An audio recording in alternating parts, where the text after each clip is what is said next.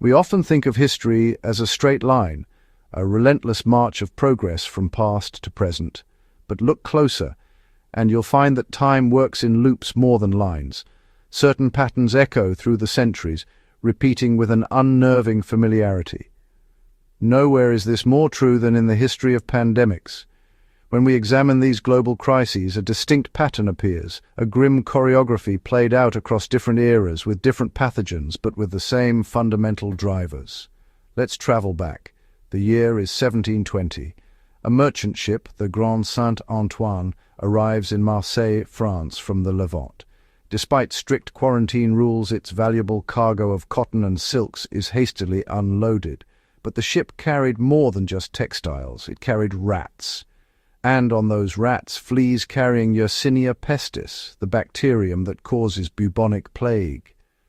The disease spills into the bustling port city. Within 2 years, 100,000 people are dead in Marseille and the surrounding provinces. The cause? A breakdown in protocol driven by commercial interests. A century later, the pattern rhymes. It's 1820, and the world is in the grip of the first great cholera pandemic. This time the enemy isn't carried by fleas, but by water. Originating in the Ganges Delta, the disease spreads along trade routes, carried by ships and travellers. In rapidly growing unsanitary cities, the bacterium Vibrio cholerae finds the perfect breeding ground. A single contaminated water source, like a public pump, can become a nexus of death, devastating entire neighborhoods. The age of industrialization and urbanization created the perfect storm for a waterborne plague. Fast forward another 100 years. 1918. The Great War is ending, but a new, more indiscriminate killer is just beginning its assault. A novel influenza virus emerges. It rides the rails and the seas, not with silks or cotton, but with millions of soldiers returning home. Crowded troopships and barracks become incubators. Cities try to fight back with mask mandates and closures, but the virus moves faster, unfolding in 3 devastating waves. Unlike many diseases, it disproportionately strikes the young and healthy. By the time it's over, it has killed more people than the war itself. And then, 2019, a new coronavirus emerges. In a world more connected than ever before, the story is both terrifyingly familiar and radically new. The pathogen, SARS-CoV-2, sparks in a world of megacities and hyperconnectivity. The world shuts down. But this time, the pattern includes a new element, unprecedented speed.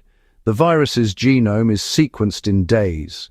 Effective vaccines are developed and manufactured in under a year, a process that once took a decade. Data is shared globally on dashboards in real time. Yet, even with these incredible tools, the old patterns held.